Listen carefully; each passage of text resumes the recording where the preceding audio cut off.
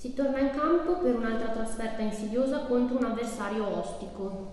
Sì, si torna in campo, trasferta insidiosa, come dici tu, avversario giusto, ostico, viene al momento giusto, vengono da una vittoria e quindi noi veniamo da una buona prestazione con la Clodiense e quindi aumentiamo quello che è la nostra capacità di leggere le partite e sono curioso di vedere la nostra squadra fuori casa per la seconda trasferta consecutiva, vediamo come presentarci.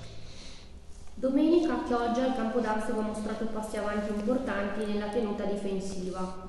Sì, è stata una partita interessante e abbiamo dimostrato di essere compatti, la squadra sta crescendo anche sotto quell'aspetto, che è una cosa importante, ci stiamo conoscendo sempre meglio, l'allenatore ha più conoscenze verso i giocatori che non conosceva prima, di conseguenza cerchiamo di lavorare tutte le partite in base al periodo, in base all'avversario anche.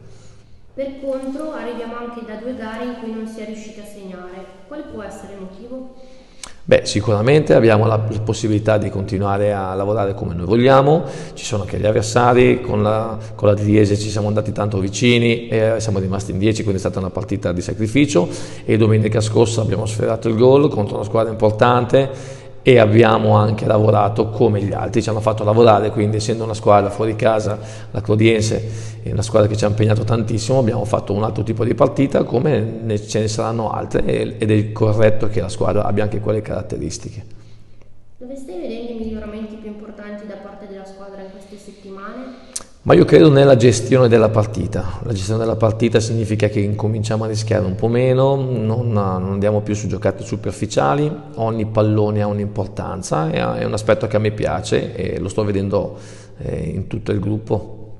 Che gara ti aspetti domani?